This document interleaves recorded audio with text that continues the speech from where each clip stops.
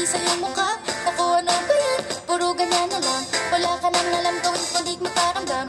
Hindi ko na alam, ano pa dapat ang iisipin ko o dapat ba na wag na lang. Tuwing gabi ka lang nagte-text, message ko walang effect.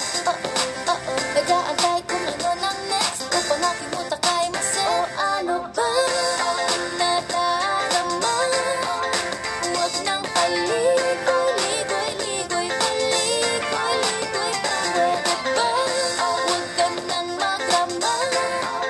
Huwag nang paligoy-ligoy, paligoy-ligoy ka.